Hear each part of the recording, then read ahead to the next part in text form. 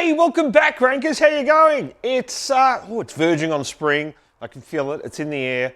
Lawn's been cut, and the footy finals are on their way. I know, football, AFL, right? Well, that's only one type of football, right? We know that.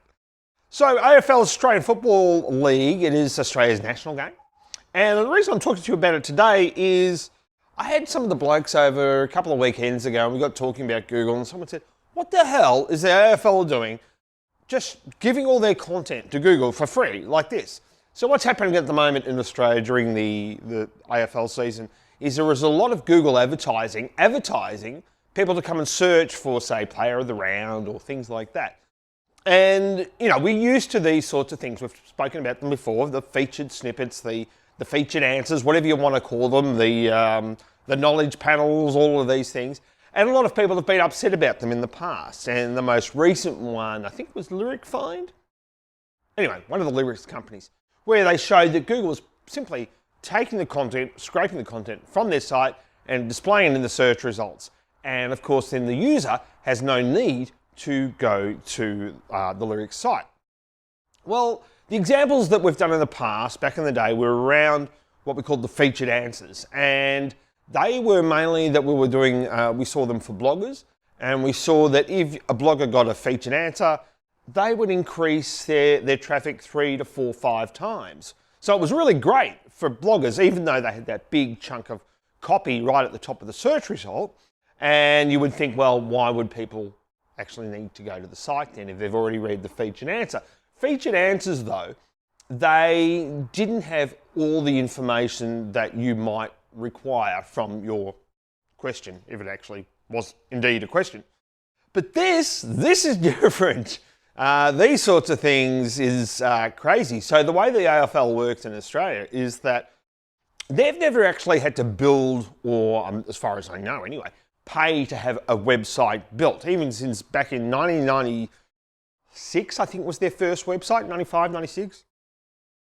Someone paid for the privilege to build the site for them, and that then gave them access to all the audience. And I think pretty much the same arrangement exists today, where you'll have a big telecommunications company that will be sponsoring the website, and they pay for the privilege of having that website there, and it's independent of the AFL.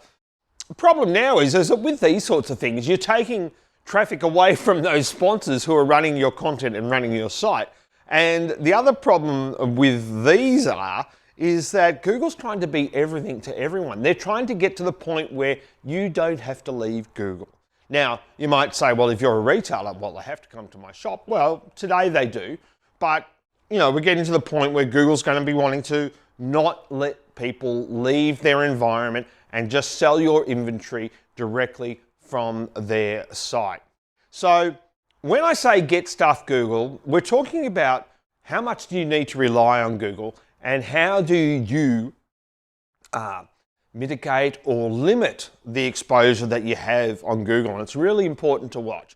And I've been watching it with a couple of clients this week, because we've had a couple of instances, not just with Google, another one with Facebook as well, all the big ones. You've got to watch, because if you rely on them too much, things can go horribly wrong, or they can change the rules and make it horribly bad for you. In one instance this week, we had a client who lost thousands of dollars over the weekend because Google flagged their site as being malicious. It was an automatic algorithm that detected this, and of course, nothing was wrong, but no ads for about 72 hours. And they came back and said, no, it was fine. There was nothing wrong. How about that? So yeah, thanks Google, thanks for that. So when I say get stuff Google, it's about not relying on Google, because this sort of stuff, I think it's crazy for the AFL to be doing this. I can't see an upside for them, except that they've got Google promoting the code, maybe to some of the states that, you know, one of the states that doesn't really get into it that much. Hi, New South Wales.